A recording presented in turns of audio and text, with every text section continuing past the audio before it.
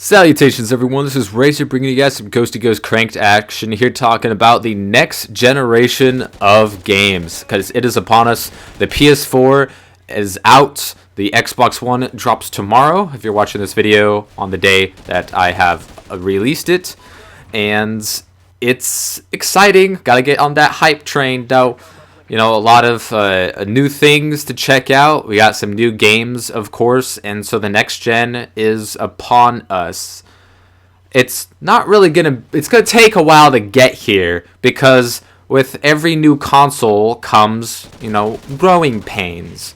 Things aren't gonna be perfect out of the box. There are gonna be problems.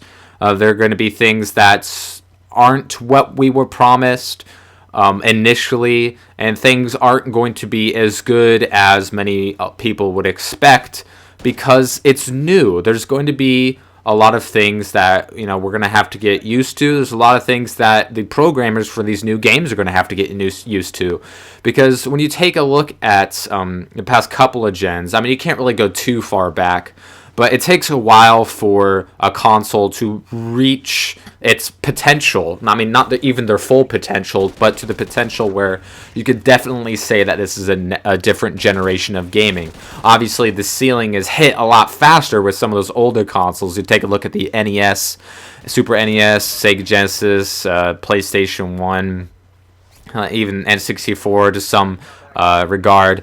It didn't take super long for those games to hit their ceiling. Like, you take a look at their launch titles and then the last games released on those consoles. They aren't super different, but you take a look like a PlayStation 2 launch title, and then you take a look at God of War 2, you're like, whoa, huge difference. You take a look like a Call of Duty 2, I think, was a launch title, or at least launch window for the 360, and then you take a look at Call of Duty Ghost.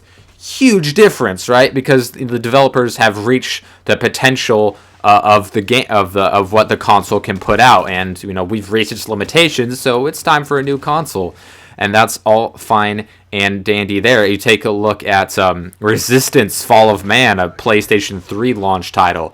That game looks terrible. It's one of the worst looking games I've ever seen in my life. It's just really, really, really bad. But it was a launch title. People thought it looked amazing. And take a look at Call of Duty Ghost here. This is a game, people will call it next gen because it's out on next gen systems, but it isn't really. I know this is a poor example, but look at this headlight. Look at this headlight. What is this, PlayStation 2? This is garbage. I mean, look at the amount of detail that Activision, or Infinity Ward at least, puts in their games. This is a terrible looking truck.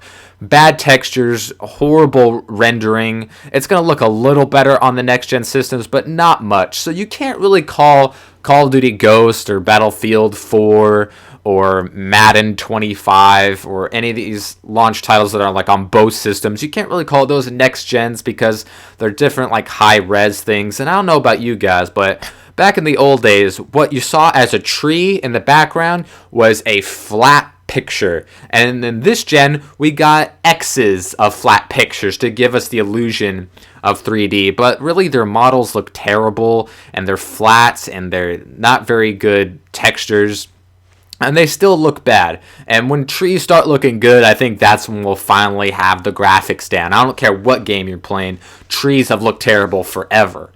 I know it's a small little nitpicky thing, but it's just a sign of there's trees in every game. You take a look at, the 8-bit trees to the PS1 trees to the Xbox trees to the, Xbox 360 trees to the PS4 trees. It's something that's in every game. So, it kind of gives you an idea of the graphical improvements from console to console, because trees stay the same forever. It's just how they are portrayed in the games that changes. So there's going to be some growing pains. The games on these next-gen consoles aren't going to look fantastically, amazingly different than what we're used to, because the developers haven't had a long time to work with this new hardware, so the new software is going to reflect that.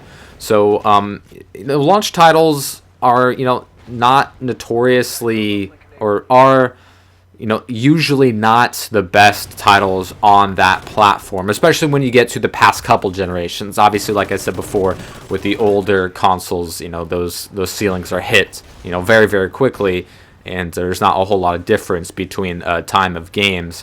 But it's going to take a while, so just be patient. There's going to be some growing pains with the console interface. Some hardware problems are going to happen. We've heard about a whole lot of problems about the PS4, and the Xbox One will have some problems as well. Maybe not as many as the PS4 has, but it's going to have some as well.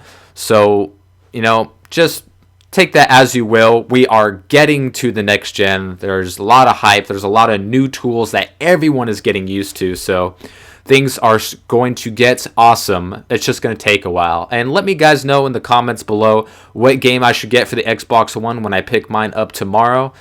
Battlefield 4 or Dead Rising 3. I think those are going to be my two choices. So let me know what you guys think and any questions or comments as well. And I'll see you guys next time.